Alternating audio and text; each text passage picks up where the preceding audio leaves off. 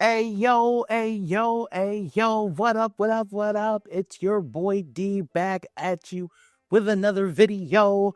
Today we are going over this week in WWE. This was a big week in wrestling, in professional wrestling. In the WWE, Raw on Netflix, the debut. It finally happened. We finally got to see what Raw on Netflix looks like. We got to go over NXT, New Year's, Evil. We even going to sprinkle in a little bit of Friday Night SmackDown. I thought that when it's not on, when there's no pay-per-view, we can do this every Sunday and kind of kick it and talk about everything that occurred this week in wrestling. So, without further ado, let's get into it. So, all right. First thing we're talking about is the Raw on Netflix aftermath, the ratings. We're going to talk about it. Why we got to talk about it? Because this is important, okay? The Raw on Netflix rating pulled 4.9 million viewers, okay? And I did see on the timeline people were kind of trying to act like that's not a big, gigantic number. Like, it only pulled 4.9 million? Wow. 4.9 million people watched Monday Night Raw, and y'all are upset? Huh? What? I feel like people felt that the number was going to be like 10 million or something like that, or 20 million people watched it. I don't think, no. If 10 million people watched Monday Night Raw, say goodbye to AEW at that point. AEW would be like freaking out if Monday Night Raw pulled 10 million viewers. 10 million viewers is crazy. That's something unheard of. Now, can I see them pulling 10 million viewers one day? Yes. When that day could be where they pull 10 million viewers watching something of WWE, easy. The guarantee you, the first time, I know the streaming rights deal is up sometime this year. The very first time, if Netflix buys the full media rights to WWE to where they can broadcast their pay-per-views in their shows, like they get SmackDown in there, they get NXT in there. If they get all those things all on Netflix, I promise you, the very first WrestleMania that's on Netflix, probably maybe the biggest streamed show ratings-wise, the most watched show in professional wrestling history. That's me calling it right now, right here. It'll be the biggest show ever. But 4.9 million views on your first episode of Monday Night Raw is what we like to call, gang, a success. This was 150% a success. I don't understand how you could not even see it as a success. This is a big fucking deal, ladies and gentlemen. This is huge. 4.9 million people watching an episode of Monday Night Raw? Sign me up for that. So, we had to talk about that. The next thing we're going to talk about is, come on now, CM Punk, Seth Rollins. Where do we go from here? Now, if you saw the face of Seth Rollins after the match, it was perfect. You're going to get that true redemption story for Seth Rollins. The comparable I'm going to kind of make it is going to make sense, but then I feel like Seth Rollins is going to take his own twist on it. Do you remember WrestleMania 28 when The Rock beat John Cena, right? The Rock beat John Cena. John Cena ended up going on the worst year of his career. He was cheeks all of 2012, getting beat by Dolph Ziggler and shit. It was a dark time for your boy, okay? And Cena, all 2013, he spent telling that story of redemption. And it was absolutely fire. Now, was The Rock versus John Cena at WrestleMania 29 fire? No, it wasn't.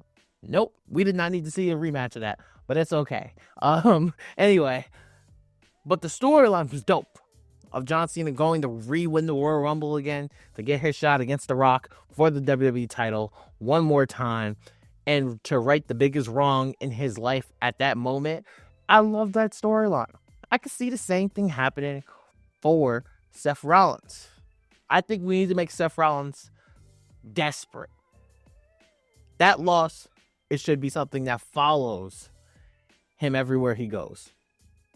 Because, no, yes, did Drew McIntyre have problems with CM Punk? Yes. Seth Rollins is way more attached to this issue with CM Punk than anybody else is. You can tell, like, you look at Drew McIntyre, you can tell Drew McIntyre just doesn't fuck with CM Punk. You could tell Drew McIntyre just hates him, okay? You could tell Seth Rollins' hate for CM Punk is truly out of love. You can tell it's like, damn, I used to idolize you. I used to love you. That type of pain in his chest of hate. And this loss from Punk, this loss that Punk just beat Rollins is going to, it's going to hurt. It's going to hurt him. And with that being said, we got to ask the question now. CM Punk should be one of the front runners to win the Royal Rumble tomorrow. I bet you money that's what CM Punk is going to say tomorrow.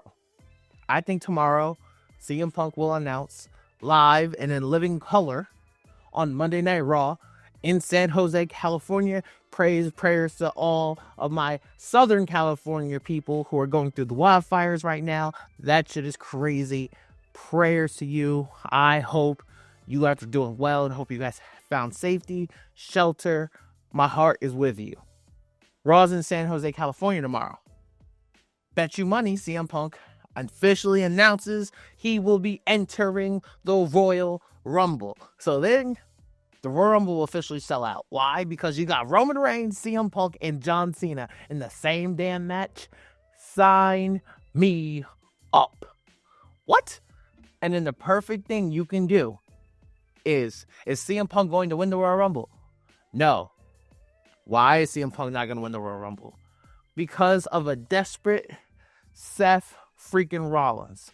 I think Seth will be in the Royal Rumble. Seth will get eliminated, and then he will do everything in his power to make sure CM Punk will not win the Royal Rumble. And you may ask me why? Why? And why would he do that? It's because, ladies and gentlemen, Seth Rollins is a heel. That's where we are. Seth Rollins is officially a heel in my eyes. Because this desperation is going to drive him crazy, and he's going to get booed out the motherfucking building. And oh boy, is it going to be there very fucking beautiful. Excuse my French. YouTube. I love this. Because especially, what if tomorrow CM Punk's coming out doing his thing and Seth Rollins interrupts him and says, I want one more shot. I want one more chance. We need to fight. You need to fight me again. And CM Punk looks him dead in his face and just goes, no. Like, no. I knew you were a problem. I knew I had to handle you. I handled you. Now I'm moving on to bigger and better things. I gave you your match. I gave you what you wanted. Now I'm done with you. And now he tries to go on to the Royal Rumble to challenge Gunther, to challenge Cody Rhodes. And Seth Rollins just can't shake that. He can't take that loss and move on. So Seth will end up screwing CM Punk out of the Royal Rumble in 2025. I think that would be incredibly special. Next on my list is we got Rhea Ripley winning the women's world title. And what's next? What's next for Rhea Ripley? The world. Honestly, I feel like we're going to have to, eventually, we're going to do a rematch of Rhea versus Liv. Do I want a rematch versus Rhea versus Liv? No, I don't. Why? Because I feel like we need a new contender. We've been doing this Rhea Liv storyline since May of last year. I think we need something fresh. Something fresh that could be dope at the Royal Rumble to give somebody else a shot. Why not do Rhea Ripley versus Io Sky? That's a banger of a match. I feel like that would be a really good match at Royal Rumble, and Io Sky is known for putting on a show. So why not do Io Sky versus Rhea Ripley at the Royal Rumble? How we get there, I don't really know yet. Haven't thought that through. I'll get back to you on that. But that's what I have next for Rhea Ripley. Now, on to NXT. Okay. Obafemi wins the NXT title. I told y'all eventually the ruler would be the one to officially dethrone Trick Williams. And I do feel like Trick Williams will be moving on to the main roster once they find something to actually do with him. And boy, oh boy, do I think it's gonna cook on all different levels. Shout out to that boy Obafemi, man. The ruler is champion. I wonder who's gonna be his first feud on the main feud now that he's NXT champion. There's very viable names out there. I guess you can still do Eddie Thorpe. I guess you still got like dudes like Rich Holland and things like that, who I think eventually down the line will dethrone Obafemi down the line. And this is when Obafemi will eventually be called up to the main roster. That person who I have my eye on beating Obafemi is Tony D'Angelo. Why? Because Tony D'Angelo has done it before. He's really one of the only few people who can probably shake Obafemi's confidence, because Obafemi was a NXT North American champion for a long time until Tony D'Angelo said goodbye. That's mine now. Could the Don of NXT one day be your new NXT World Champion? That's a question for your ass. Now, next person on the list we got is Beautiful Madness. We got Julia is your NXT Women's Champion. Shout out to Julia. We all know what this is leading to, okay? We all know the big money match. They're going to do it down the line, probably WrestleMania weekend. We all know the big match that everybody wants to see, that the streets want to see, is Julia versus Stephanie Vaquer. In WWE, of course. That's the match we're looking for. That's the match we want. And that's the match we're excited for. Everybody know, we know it, you know it. Come on now, stop playing. That match is going to be a banger. I also want to see Julia versus Jada Parker. I want to see how she does in a promo battle with Jada Parker, Lola Vice, Kalani Jordan in the ring. I feel like they would have good chemistry. Fallon Henley is a dog. Miss JC Jane. Like, I like this women's wrestlers and this women's roster on NXT, and I feel like they're all dogs. And for someone to follow the title run that Roxanne Perez went on in NXT is going to be very tough to do. And I feel like Julia is that person to do that right now. Julia 100% was the right person to beat Roxanne for the title. And now Roxanne can go on to do bigger and better things. And I do see bigger and better things for Julia in the future going forward. I want to see herself build her as a star. I don't want her to come to the main roster and be put in Damage Control. No. Do not do it. Absolutely not. Hell no. Leave her alone. Okay. I got hopes for Julia, and I feel like she's going to be dope. All right. Now we're on to SmackDown. Okay. Jacob Fatu. It's a dog. That's the first thing on my list. That's like, do I need to say anything more? The Samoan werewolf, Jacob Fatu, is a dog. Okay. That little promo he gave Cody Rhodes and Jimmy walking to the ring with Tama Tonga. Come on now.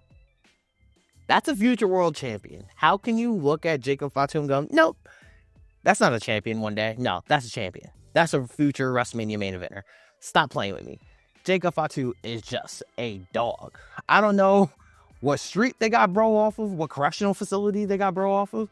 Jacob Fatu is the only human being I've ever seen in the WWE wrestle somebody and say, I'm Big Blood in the middle of the ring. I'm sorry? I'm Big Blood?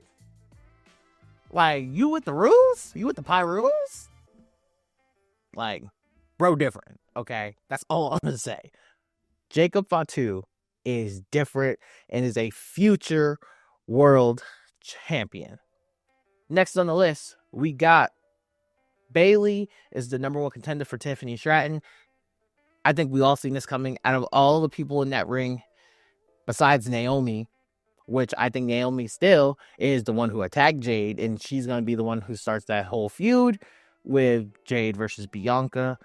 Bayley is the safest person that Tiffany could beat for her first reign. The reason why is because Bayley's indestructible. No matter how many losses Bayley takes, we still love Bayley, still want to see Bayley wrestle, still want to see Bayley in these matches, because Bayley is that good of a wrestler, and she's always been a strong character for villains. Now, is Bayley going to beat Tiffy Time? Hell no. Not my Tiffany Stratton. You got me messed up. You got me, woo! You better relax. You know that ain't going to happen. Like, Tiffany Stratton is one of those ones. She's going to continue to be one of those ones. And she will beat Bayley whenever they fight, probably at Royal Rumble. Tiffany will handle business. She will defeat Bayley in the reign. And because the reign of Tiffany Stratton will continue to go as we are still in the Tiffy era. Last on the list is this Cody Rhodes and KO build-up. I like the fight that they had. Both fights in the beginning of the show and at the end of the show. And now we're heading to this ladder match, and only one question is left. Will Randy Orton return at the Royal Rumble? That's what we need to know. That's what we're looking out for. Will Randy Orton return at the Royal Rumble and cost Kevin Owens the match? And then you really got to think and say, when Randy Orton does that and he comes back, the pop's going to be crazy. Well, then, will Randy Orton screw Kevin Owens and then screw Cody Rhodes? Will Cody Rhodes get the belt and then will Randy RKO Cody? That would be something crazy. That would be something special. There's so many different avenues of WrestleMania 41 that we're going. It's insane. And to me, if we're being honest, the most important thing to me is we all have no idea what's going on or what the matches are going to be for WrestleMania 41. When's the last time that you could say that? Like, I'm going to do another video of my WrestleMania 41 card before the Royal Rumble. And I have no idea what's on that card. I'm going to sit down. I'm going to think about it, because probably the last time when I did this like a year ago, there's no way I'll probably have some of the same matches on there because of how this roster has been shaken up. And this is going to be something we have no idea. And we're just on this ride of trusting WWE, and we have to continue to do that. And that's what's going to make it fun. So that's all I got for this week in WWE. Let me know what you guys' thoughts on this week of WWE. Did you like it? Did you hate it? Let me know down in the comments. You know your boy, I duck, no smoke. Thank you guys for listening. Thank you guys for watching. I love you. I appreciate you. Forever gang. And until forever finds you,